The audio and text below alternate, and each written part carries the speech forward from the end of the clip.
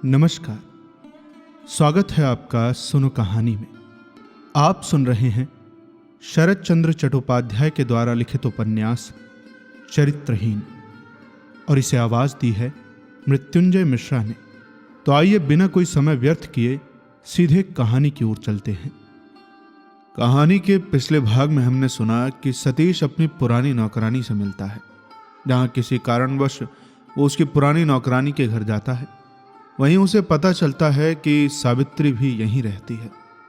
उसके थोड़ी ही देर बाद सावित्री से उसकी मुलाकात होती है, जहां सावित्री सतीश को सतीश का बासा छोड़ने के लिए कहती है। अब आगे भाग 5। सतीश हतबुद्धि सा हो गया था। क्यों सावित्री विश्राम आकर्षित करती है और फिर क्यों पास आने पर इस तरह निष्ठुर आघात करके दूर हटा देती है। उस दिन सारी रात बराबर सोचते रहने पर भी उसका कोई स्पष्ट कारण खोजकर वो पा न सका। पिछली रात की एक एक बात अब तक उसकी हड्डियों में झंझनाती हुई बज रही थी। इस कारण वो भोर में बाहर निकल पड़ा और किराए का एक मकान ठीक करके आकर मजदूर बुलाकर अपना सामान लदवाने लगा। ये काम देखकर बासा के सभी लोग आश्चर्य में पड़ गए और अधिक आश्चर्य में पड़ा बिहारी। उसने पास आकर धीरे धीरे पूछा, बाबू घर जा रहे हैं क्या? सतीश ने उसके हाथ में 5 रुपए देकर कहा, नहीं बिहारी, घर पर नहीं जा रहा हूं, स्कूल के पास ही एक मकान पा गया, इसे ले जा रहा हूं। बिहारी ने कहा, किंतु वो तो अभी तक आई नहीं है बाबू। सतीश ने मुंह ऊपर उठाए बिना ही कहा, आई नहीं है? अच्छा तू मेरे बिछौने को बांध दे, मैं तब तक राखाल बाबू के कमरे से आ रहा हूं। ये कहकर बासे का दाना पाना चुका देने के लिए वो राखाल बाबू के कमरे में चला गया। उस कमरे में बहुत से लोग उपस्थित थे। शायद यही आलोचना भी चल रही थी, क्योंकि उसको देखते ही सभी निस्तब्ध हो गए। राखाल ने जरा हंसने की चेष्टा करके कहा, अरे सतीश बाबू, इस तरह अचानक कैसे? सतीश ने हाथ के रुपए को मेज के किनारे रखकर कहा, अचानक एक दिन मैं आया भी था और फिर अचानक एक दिन जा रहा हूं। इन रुपयों से शायद आपका हिसाब चुकता हो जाएगा। यदि ना हो तो हिसाब हो जाने पर मुझे खबर कर दीजिएगा, बाकी रुपए भेज दूंगा। राखाल ने कहा, खबर कहां दूंगा? मेरे स्कूल के पते से एक कार्ड लिखकर भेज दीजिएगा, मुझे मिल जाएगा, ठीक है? ये कहकर सतीश और किसी सवाल जवाब की प्रतीक्षा न करके बाहर चला गया।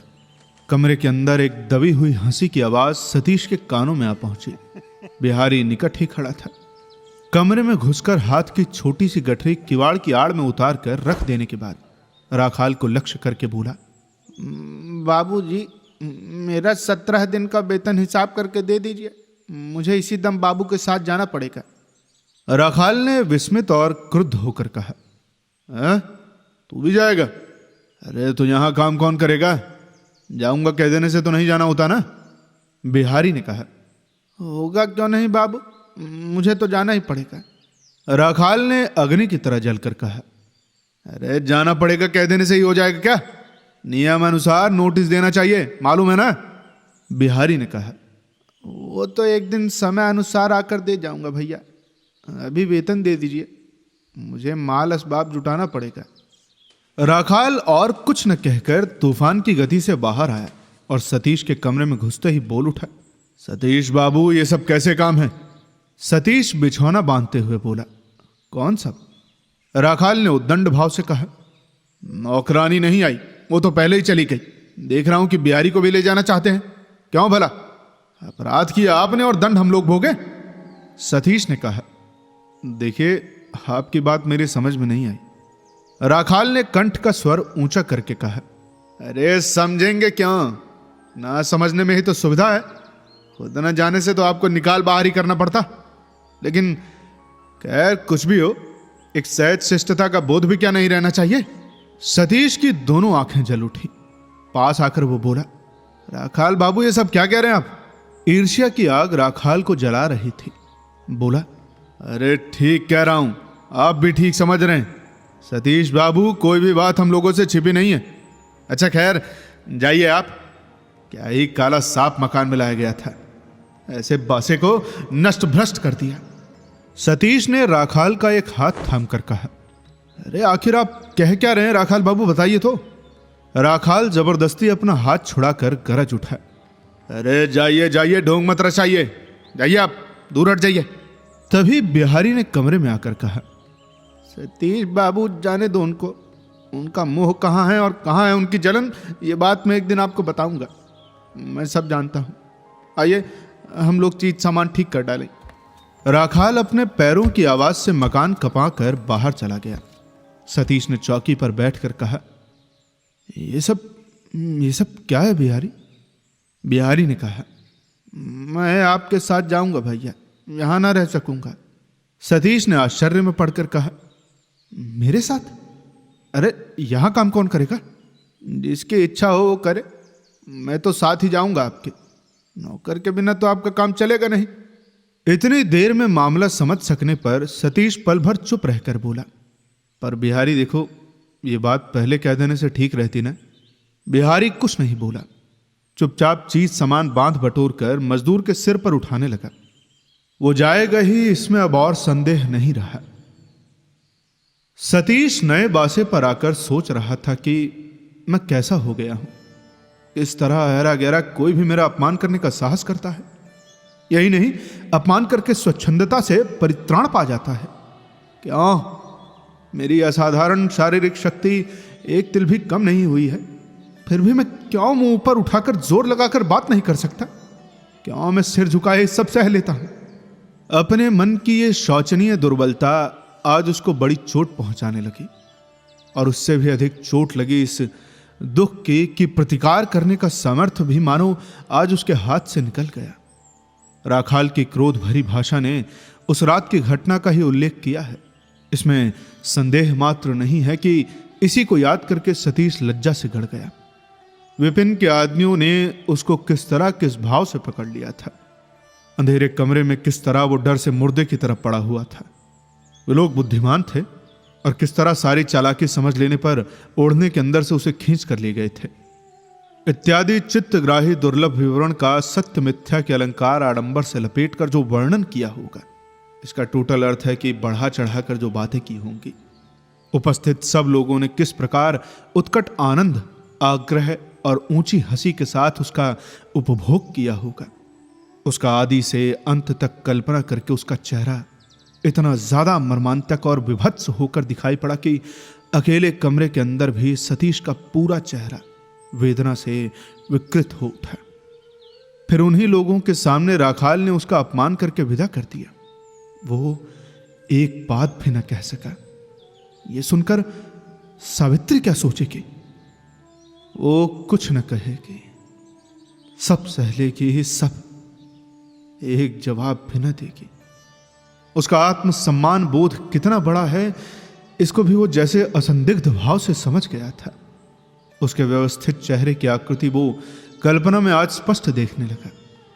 सतीश ने मन ही मन कहा कि जरूर मेरी निर्बुद्धिता से जो आज दुर्घटना हो गई है, असहाय सावित्री को उसके बीच छोड़कर चला आना उचित नहीं हुआ। लेकिन उचित क्या हो सकता था, यह किसी तरह सोचने पर भी वो समझ नहीं सका। लेकिन क्या सावित्री ने खुद ही उसको चले जाने को नहीं कहा? उसने क्या गर्व के साथ नहीं कहा था कि इसमें वो कोई अपमान नहीं समझती? बिहारी ने आकर कहा, बाबू आपके स्नान का समय हो गया है। आज उसके कंठ स्वर में विशेष अर्थ था। सतीश लज्जित होकर झटपट उठा और तौलिया कंधे पर रखकर स्नान करने चला गया। जब हृदय चूर चूर हो रहा था, तब भी नित्य के काम में लापरवाही करने का उपाय नहीं था। उस दिन वो स्कूल गया, लेकिन क्लास में न जा सका। बाहर घूम घूम कर ही बासे पर लौट आया और कमरे में घुसते ही किसी तरह की निराशा से मानो उसका हृदय पूरी तरह परिपूर्ण हो उठा। इस नए कमरे को सजाकर सरियाकर ठीक ठाक करने में बिहारी ने खूब परिश्रम किया है, ये बात उसे समझ में आ गई। लेकिन अपटू हाथ की प्रथम चेष्टा कहीं भी छिपी नहीं है, ये भी उसी तरह दृष्टि में पड़ गई। बिहारी शरबत ले आया, तंबाकू चढ़ा कर दिया और दुकान से पान का दोना खरीद कर ले आया। वृद्ध की अनभ्यस्त इन सब सेवाओं की चेष्टा से सतीश मन ही मन हंसने जा रहा था, पर रुलाई आ गई। और उसने नेत्र पोंछ डाले। रात को बिछौने पर लेटकर सतीश सोचने लगा कि जो कुछ होना था वो तो हो गया। अब इन सब बातों को मन में लाने से क्या फायदा। लिखने पढ़ने के लिए मैं कलकत्ते आया था। अब या तो पढ़ाई लिखाई करूंगा या फिर घर लौट जाऊंगा। लेकिन उस दिन मूर्छिता नारी के गर्म शरीर के स्पर्श को लेकर वो घर लौट आया था। वो गर्मी उसके समस्त संयम की चेष्टा को गलाकर मानो खत्म करने लगी। बिहारी मन ही मन सब समझ रहा था, लेकिन सांत्वना देने का साहस उसको नहीं था। इसी कारण वो उदास चेहरे से चुपचाप दरवाजे के बाहर बैठा रहा। प्रायः 10 बज रहे थे। उसने धीरे धीरे मुंह बढ़ाकर कहा, बाबू बत्ती बुझा दो? बुझा दे। लेकिन तू सोएगा कहाँ बिहारी? मैं यही हूं बाबू, मैंने अपनी चटाई दरवाजे पर ही बिछा दी है। अरे क्या इस मकान में नौकरों के लिए सोने के लिए जगह नहीं है क्या? नहीं, नीचे एक कमरा खाली है, मगर क्या पता आपको कोई जरूरत पड़ जाए, इसलिए यहीं रहूंगा। सतीश ने व्यग्र होकर कहा, अरे ये कैसी बात? तू जा सोने चला जा, वहीं बूढ़ा आदमी है, ओस में मत रह, जा। ओस कहाँ बाबू? कहकर बिहारी वहीं पर चादर ओढ़कर सो रहा। कुछ क्षण चुप रहकर सतीश ने पूछा, रात कितनी हो गई? अरे ज्यादा नहीं हुई है बाबू, शायद 10 बजे हैं। सतीश फिर चुप सो रहा। कुछ क्षण बाद मृदु कंठ से उसने पूछा, अच्छा तू सावित्री का घर जानता है बिहारी? बिहारी उठकर बैठ गया। बोला, जानता तो हूं बाबू, काफी दिनों तक उसे घर तक पहुंचाया हूं। सतीश और कुछ न बोला। बिहारी ने कहा, एक बार जाकर देख आऊं क्या? इस बार सतीश घबरा कर बोल उठा, नहीं नहीं, तू कहां जाएगा? वो तो बहुत ही दूर है। अरे दूर बिल्कुल नहीं है बाबू। सतीश कुछ सोचने लगा, बोला नहीं। बिहारी ने धीरे धीरे कहा, बाबू यदि 1 घंटे की छुट्टी दें तो देख आऊं। सवेरे वो काम पर नहीं आई थी, शायद कहीं बीमार न पड़ गई हो। सतीश फिर भी कुछ नहीं बोला। बिहारी मन ही मन घबरा उठा। आज सारा दिन वो अपनी आदत के अनुसार बातें नहीं कर सका था। उस पर से फिर कहने के लिए विषय इतने अधिक जमा हो चुके थे कि वो एक बार फिर बोला, बाबूजी इस नई जगह में अभी नींद नहीं लग रही है, आप कहें तो एक बार फिर तंबाकू चढ़ा दूं। वो अन्य मनस्क सा हो गया था, इसलिए उत्तर नहीं दिया। तो भी बिहारी कुछ देर तक उत्सुक होकर प्रतीक्षा करता रहा, लेकिन फिर अंत में वहीं सो गया। दूसरे दिन ठीक वक्त पर सतीश स्कूल गया। दोपहर को बिहारी सब काम काज पूरा करके हाल में ही रख गए पांडे महाराज के ऊपर डेरे की देखभाल करने का भार देकर बाहर चला गया और फिर 17 दिन का वेतन वसूल करने के बहाने पुराने डेरे पर जा पहुंचा। फिर भी उसको यह भय था कि राखाल बाबू कहीं ऑफिस न गए हों, इसलिए मकान में घुसते ही नए नौकर से खबर जान लेने पर वो निर्भय होकर रसोई घर के सामने चला गया। उसने कंठ का स्वर ऊंचा करके कहा, अरे महाराज जी प्रणाम। महाराज जी गांजा पीकर दीवार पर औठंक कर नेत्र बंद किए ध्यान कर रहे थे। चौंक उठे और बोले, कल्याण हो। उसके बाद माथा सीधा करके नेत्र खोलकर बोले, कौन है? अरे बिहारी है, आ बैठ जा। बिहारी पास आकर पैरों की धूली को सिर पर चढ़ाकर बैठ गया। चक्रवर्ती ने अंगूछे की खूंट खोलकर थोड़ा सा गांजा निकालकर बिहारी के हाथ में देकर कहा, उस मकान में अब रसोई कौन बनाता है? बिहारी उठकर चला गया।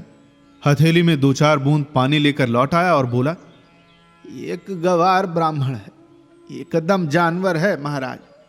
चक्रवर्ती ने खुश होकर सिर हिलाकर कहा, अरे भगवान उन लोगों को पूंछ देना भूल गए हैं, यही आश्चर्य की बात है। इसके बाद डेरे के नए नौकर को लक्ष्य करके बोला, अरे हमारे यहां भी कल ही एक भूत को पकड़ लाया गया है, उसकी समझ कैसी है उसको तो भला देखो बिहारी। आज सवेरे एक चीलम निकालकर मैंने उसे दी और कहा कि तैयार करके लाओ तो भैया। मैंने सोचा कि इसकी विद्या एक बार देख लेने से ही ठीक होगा। कहने से तो तू विश्वास न करेगा बिहारी, उल्लू ने चीज को मिट्टी में मिला दिया। अरे क्या बताऊं, पर तुम लोगों को वहां कष्ट ना होगा। मेरी सावित्री चतुर लड़की है, 2 ही दिन में सिखा पढ़ा कर पक्का बना देगी, देख लेना। उसकी अपनी 15 आना विद्या भी उसी गुरु से सीखी हुई थी। उस बात को दबाकर वो झट बोला, लेकिन मैं ये भी कहता हूं बिहारी, पकड़ बैठने से ही कुछ नहीं होता। भैया, बाबू लोगों को खुश करना, उनकी थाली में परोस देना बहुत साधारण विद्या नहीं है। इसमें बभनई का जोर चाहिए।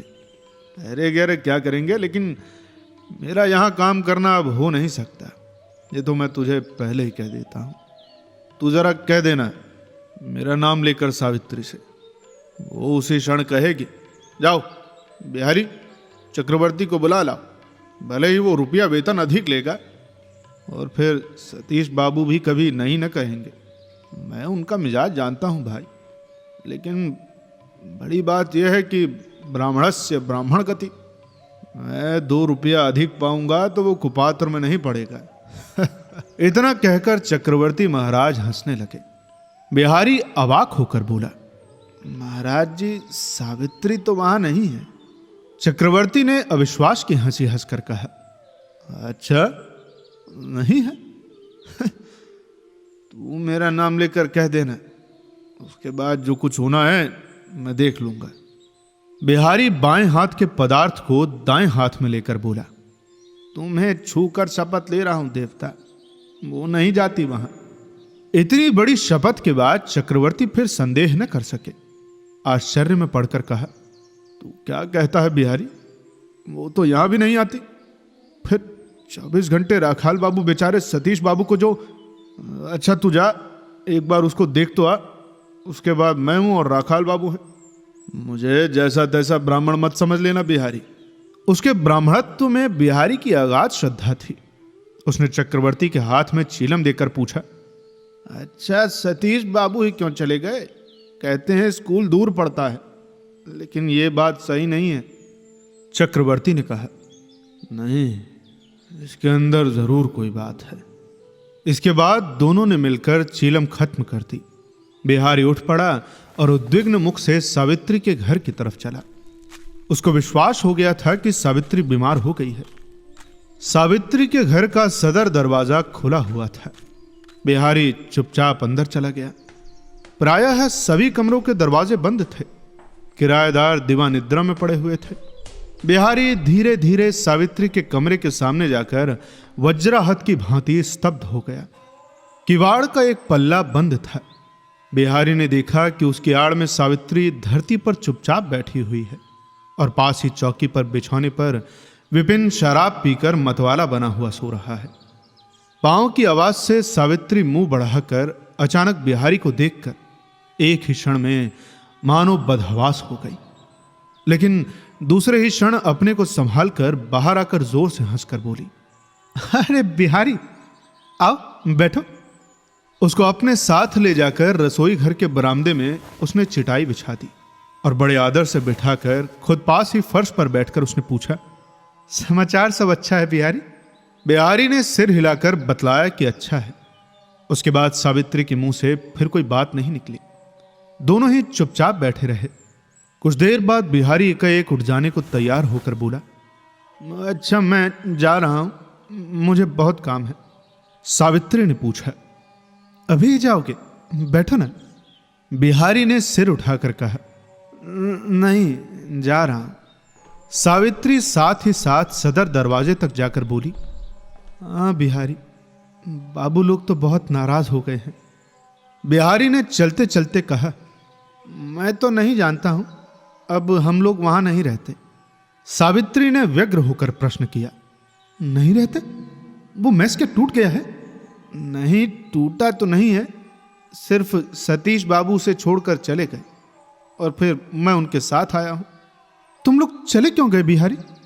ये सब बहुत बातें हैं, कहकर फिर बिहारी चलने को तैयार हुआ, मगर सावित्री ने दोनों हाथों से उसका हाथ पकड़कर अनुनय के स्वर में कहा, और एक बार चलकर बैठना पड़ेगा बिहारी। बिहारी ने सिर हिलाकर कहा, नहीं, मुझे समय नहीं है। कल एक बार फिर आओगे ना, वचन दो। बिहारी ने पहले की भांति कहा, नहीं, मुझे समय न मिलेगा। क्षण भर सावित्री ने उसके चेहरे की ओर तीक्ष्ण दृष्टिपात करके हाथ छोड़ दिया।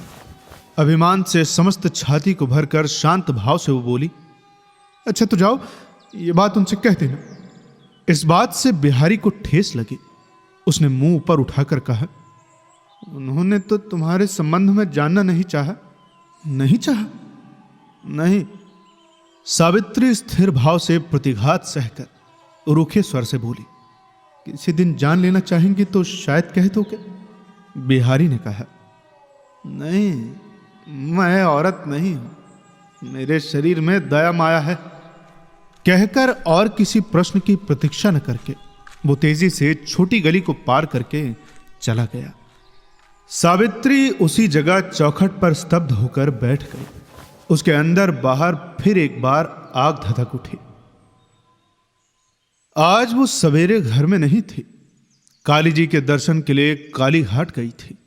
इसी अवकाश में विपिन यार दोस्तों को साथ लिए शराब पिए मतवाला बना आ गया और मोक्षदा के हाथ में 2 नोट देकर सावित्री के कमरे का ताला खोलकर बिस्तर पर बैठ गया और फिर शराब मंगाकर घर भर के सभी लोगों को उसने पिलाई।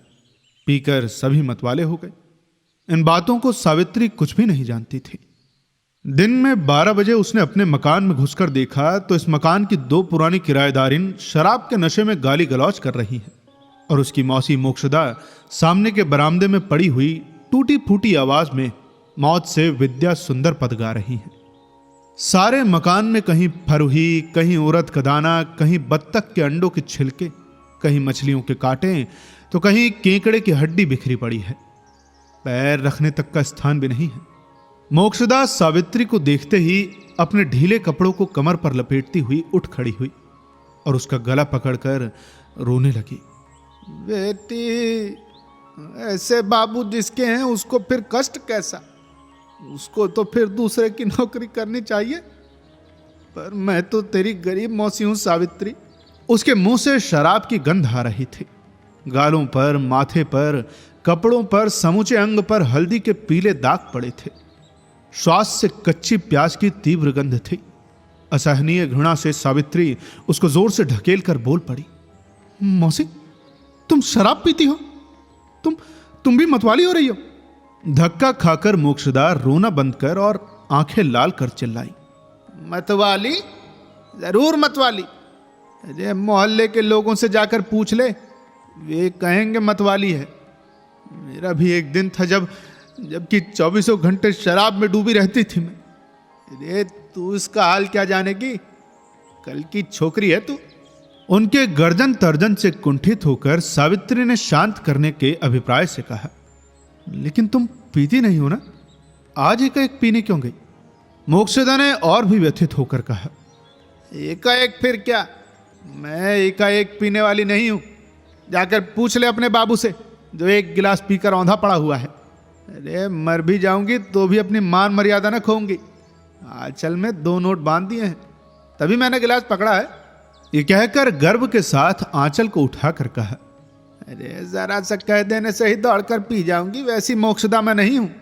सावित्री ने चौंक कर पूछा, तो क्या बाबू आ गए हैं? मोक्षदा ने कहा, अरे तो नहीं तो इतना कांड करता कौन? ये भी कहती हूं, पी लो कह देने से ही क्यों पीऊंगी मैं? मान इज्जत क्या नहीं है मेरी?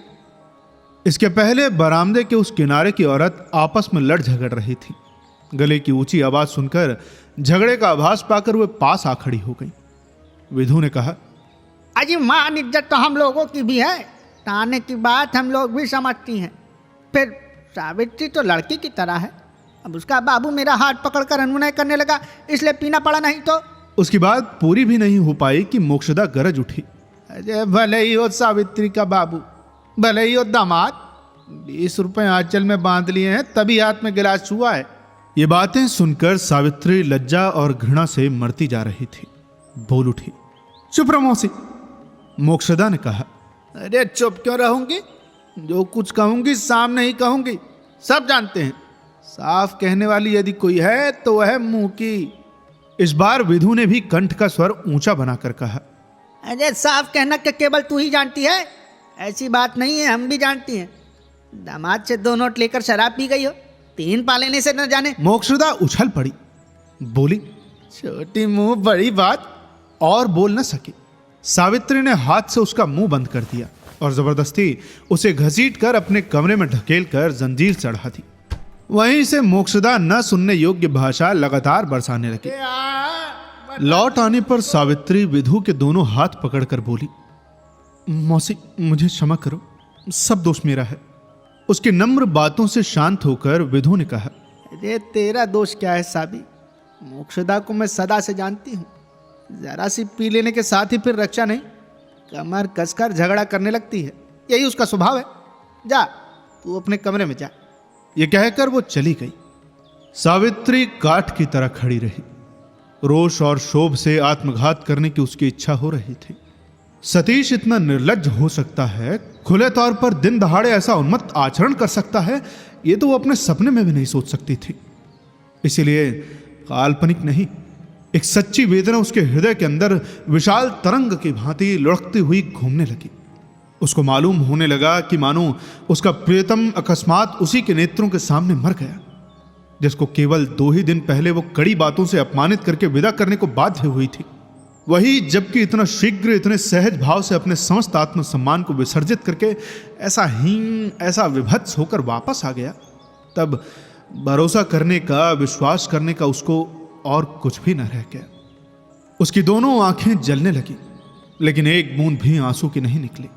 उसका सर्वस्व, उसका देवता, उसकी कल्पना का स्वर्ग, उसके भ्रष्ट जीवन का ध्रुव तारा, उसका एकाहाल परकाल, सब कुछ एक ही क्षण में उस इधर उधर बिखरी हुई गंदी चीजों, जूठन के ढेरों के बीच लौटने लगे। सावित्री स्थिर होकर खड़ी रही। कमरे की तरफ जाने के लिए किसी तरह भी उसके पैर नहीं उठे। उसे याद पड़ गया कि अभी उस दिन रात को उसको छूकर सतीश ने शपथ ली थी। आज ही इतनी जल्दी, जबकि सब भूलकर मतवाला बनकर उसके बिछौने पर पड़ा हुआ है, तब उसके मुंह की तरफ वो और कैसे देखेगी। उसी समय नीचे मकान मालकिन के कंठ की आवाज सुनाई पड़ी। वो भी आज मकान में नहीं थे। आते ही एक के मुंह से मोक्षदा और विधु का विवरण, उसके साथ ही और जो कुछ भी रहा, सब सुन लेने पर क्रोध के साथ ऊपर चढ़ रही थी कि एकाएक सामने जूठे कांटे देखकर स्थिर होकर खड़ी हो गई। हाल में प्रयाग से सिर मुड़ा आने के बाद से उसके आचार विचार का अंत नहीं था। सावित्री को उस अवस्था में देखकर वो बोली, साबी तुझे तो मैं अच्छी लड़की ही जानती थी रे, ये सब कैसा अनर्थ का काम है, बता तो बच्ची। सावित्री ने संक्षेप में कहा, वो मैं घर में नहीं थी। मकान मालकिन ने कहा, अरे लेकिन इस समय तो तू है, अब सफाई करे कौन? मैं? नहीं बच्ची, मेरे मकान में ये सब दुराचार नहीं चलेगा। अपने अपने कमरे में बैठकर जिसकी जो इच्छा हो करो, मैं कोई कहने न जाऊंगी, लेकिन बाहर बैठकर ये सब कांड नहीं होगा। मैं इस पर से पैर रखकर चलूंगी, छुआछूत करके जाति जन्म बिगाड़ूंगी, ये मैं नहीं कर सकूंगी। यह कहकर वो दीवार से सट कर लांग लांग कर किसी तरह अपने उस तरफ के कमरे में चली गई। सावित्री फिर खड़ी नहीं रही, जूठन साफ करके सारी जगह धो पोंछकर फिर स्नान करके आ गई और एक सूखे कपड़े लिए कमरे में चली गई। अंदर जाकर बिछौने की तरफ देखते ही वो भय से, आश्चर्य से चिल्ला उठी, माई रे, ये तो विपिन बाबू है। शराबी गहरी नींद में डूबा हुआ था, वो जागा नहीं, बाहर का कोई आवाज सुन नहीं सका। सावित्री 2 कदम पीछे हट गई। उसका सारा शरीर कांपने लगा और माथे में हठात मूर्छा का लक्षण अनुभव करके दरवाजे की आड़ में माथा रखकर निर्जीव की भांति बैठ गई। कुछ देर बाद उसकी वो दशा बीत जरूर गई, लेकिन सिर ऊपर उठाकर सीधी होकर वो बैठ न सकी। इसके पहले जिस शोभ से, जिस दुख से उसका हृदय टुकड़े टुकड़े होता जा रहा था, जिसके निर्लज्ज आचरण की लज्जा से उसको मर जाने की इच्छा हो रही थी, वो लज्जा सच नहीं है, ये सतीश नहीं है, दूसरा ही है। या आंखों से देख लेने पर भी उसका वो शोभ, वो दुख मानो तिल मात्र भी डिगा नहीं, वरन छाती और भारी हो गई। हृदय में मानो और अंधकार हो उठा। बिछौने की ओर वो फिर देख न सके। उसकी दोनों आंखों से आंसू टपकने लगे। हाय रे स्त्री का प्रेम! इतने दुख में इसी बीच किस समय गुप्त रूप से चुपचाप सतीश के सब अपराध उसने क्षमा कर दिए। उसकी सेवा करने के लिए, स्वस्थ बना देने की प्यास से वो आर्त हो उठी थी और उसको देखने, उसके बातचीत करने की असह शुद्धता, उसमें उन्मत्त हो उठी थी। उसकी खबर शायद उसके अंतर्यामी को भी नहीं लगती थी। अब उस ओर की समस्त आशाओं के एकाएक झूठ में विलीन हो जाने के साथ ही उसका अस्तित्व ही मानो दिशा विहीन शून्यता के बीच डूब गया। ठीक उसी समय उसके द्वार के बाहर आकर बिहारी खड़ा हो गया। सतीश के दिल में एक अग्निशिखा दिन रात जलने लगी। इस बात को उसका मन अस्वीकार न कर सका। उस आग से जलता हुआ उसका इतना बड़ा सबल शरीर भी निस्तेज होता जा रहा है, इसका स्पष्ट अनुभव करके वो एक दिन उद्विग्न हो उठा। बिहारी को बुलाकर कहा, बिहारी, माल असबाब एक बार फिर बांधना पड़ेगा। आज शाम की ट्रेन से घर जाना चाहता हूं। बिहारी ने पूछा, गांव के घर या पछा के घर पर? पछा के घर पर। यह कहकर सतीश जरूरी चीज सामान खरीदने का रुपया उसके हाथ में देकर स्कूल चला गया। बिहारी के आनंद की सीमा ही नहीं थी। उसका मकान मेदिनीपुर जिले में है। पश्चिम का मुंह उसने आज तक देखा ही नहीं था। उस पश्चिम की ओर आज रवाना होना पड़ेगा। उसी क्षण शोरगुल मचाकर बांधना छानना शुरू किया। पांडे ने आकर भोजन के लिए बुलाया।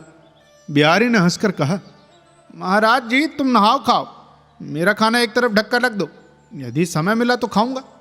अभी तो मुझे मरने की भी फुर्सत नहीं है। पांडे जी पहली वाली बात समझकर चले गए।